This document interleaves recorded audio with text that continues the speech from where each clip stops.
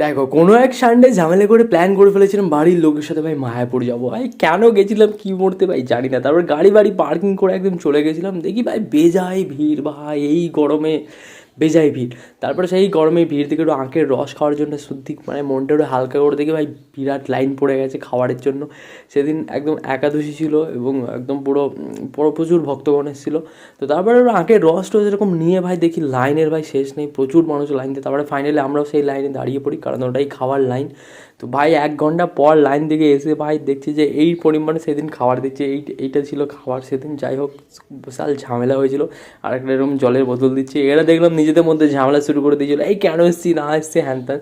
তারপরে খাওয়ার পর আর বাঙালি ফ্যামিলি কী করবে, বাবা তো দেখছি ওর গড়িয়ে পড়লো, আমি তো বোর হচ্ছিলাম। তারপরে ফাইনালি আকাশের দিকে তাকিয়ে একটু বেশ শান্তি ফিল করলাম।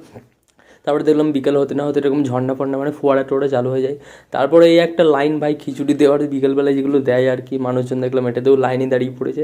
তো খিদে আমারও লেগেছিলো, কারণ ওই খাবার খেয়ে ভাই কিছুই হয়নি। তো দেখলাম মা একটু নিয়ে নিল এরকমভাবে, ওখান থেকে একটু সাটিয়ে দিলাম ভাই। তারপরে ওখান থেকে গিয়ে দেখলাম, কারণ ভিতরে তো যায়নি কারণ প্রচণ্ড ভিড় ছিল, তো দূর থেকে একদম ভগবানকে দর্শন করে নিলাম। তো তারপরে ওই দিকটা একটু গিয়ে দেখলাম এদিকেও এই ফোয়ারা টোয়ারা চলছে, মানুষজন এত ভিড় ভাই, 5টার সময়তে যেই মন্দির খুলেছে সবাই উঠে পড়ে পড়েছে। যাই হোক, সেটাই স্বাভাবিক।